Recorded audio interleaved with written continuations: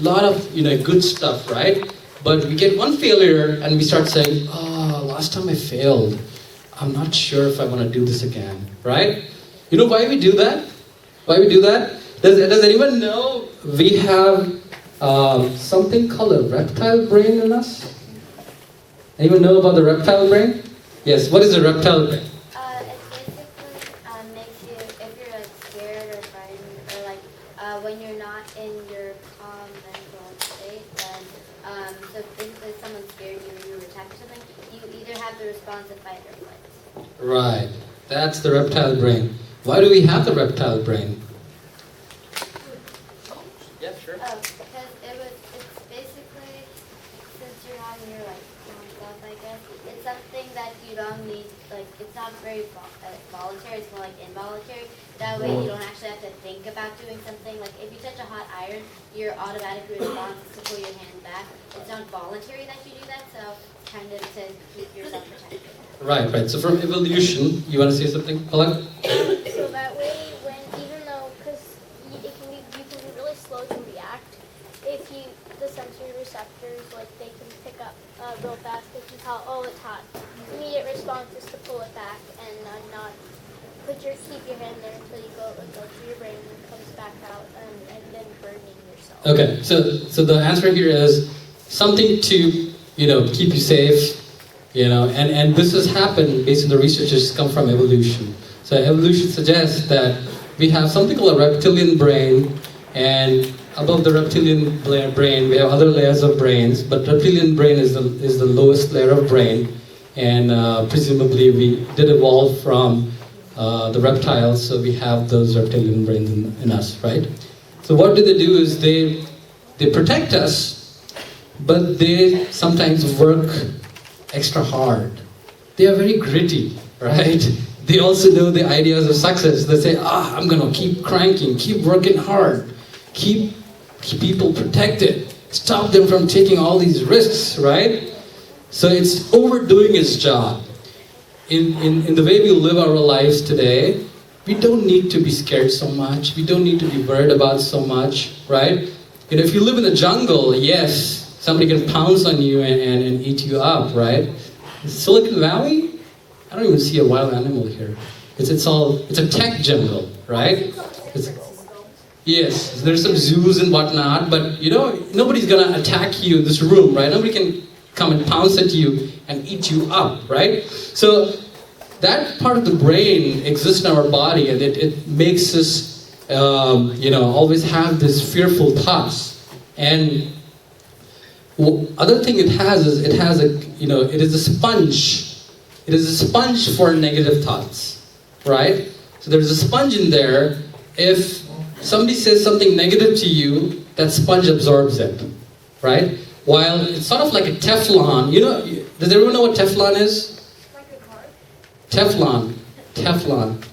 Nobody helps parents with cooking? Yes. It's a material that you put on pans to make it non-stick. Non-stick, right? So unfortunately the reptilian brain is like a Teflon for good things and a sponge for bad things, right? So two friends talking, everything going great. One friend something mean to the other friend. What sticks with you when you go back home? The mean stuff.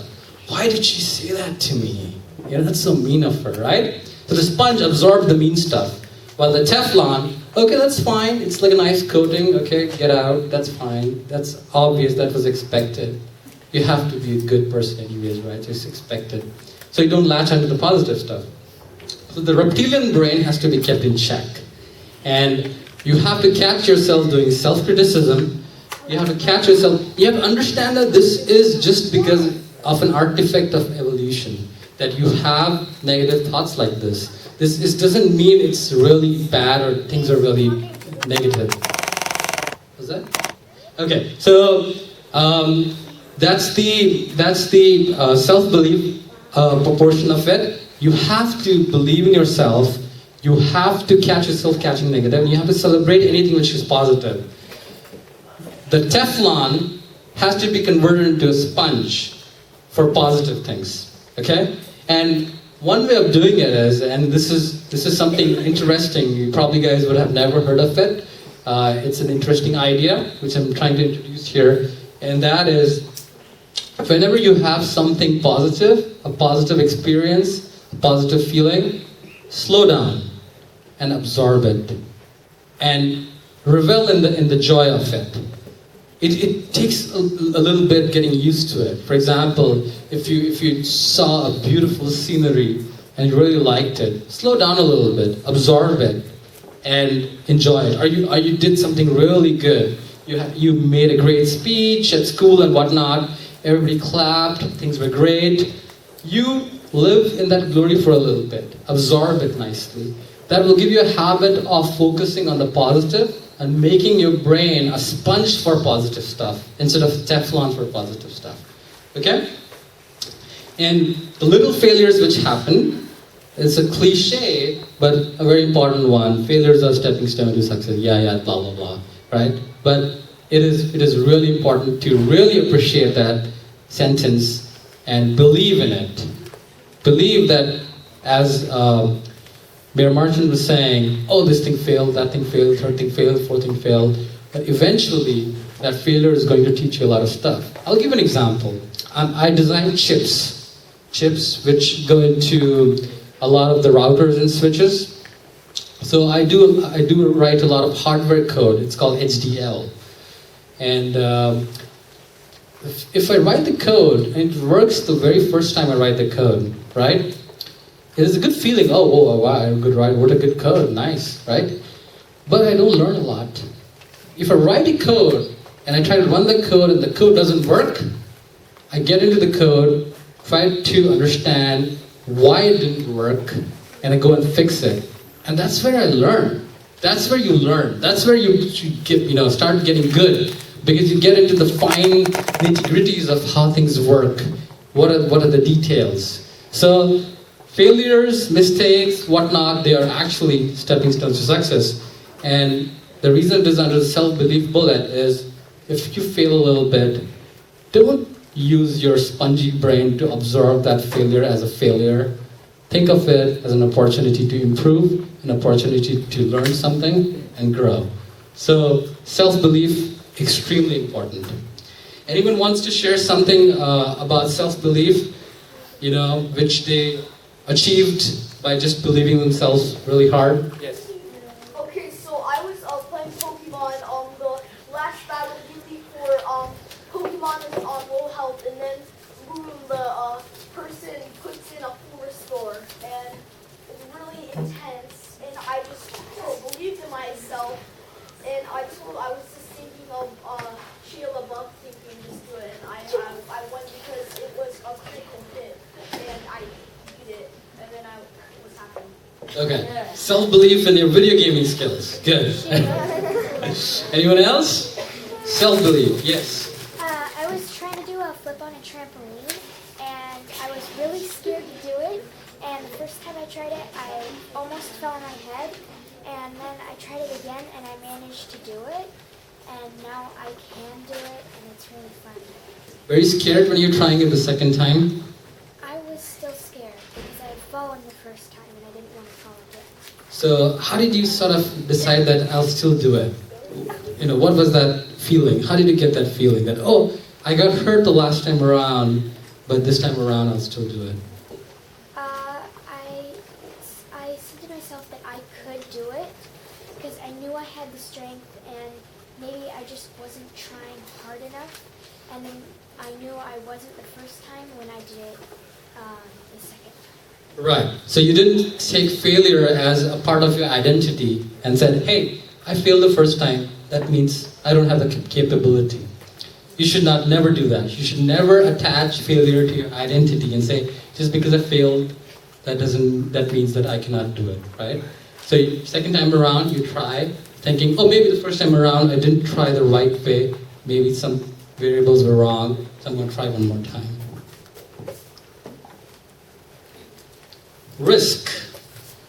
So, again, risk, very commonly thrown word, but I want to make one important point here.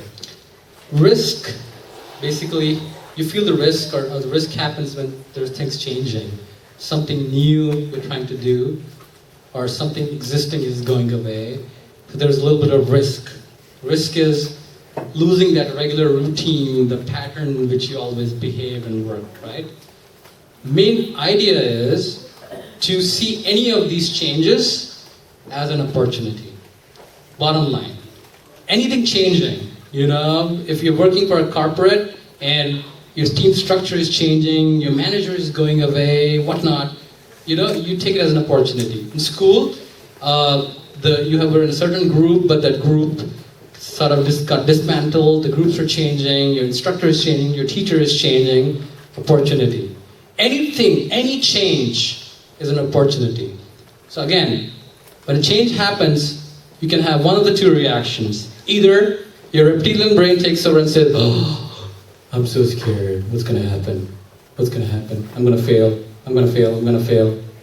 The change is going to cause a lot of bad things for me, right? Or the positive thing, oh, it's an opportunity. I have an opportunity here. This marketplace is changing. I can come up with a new product here.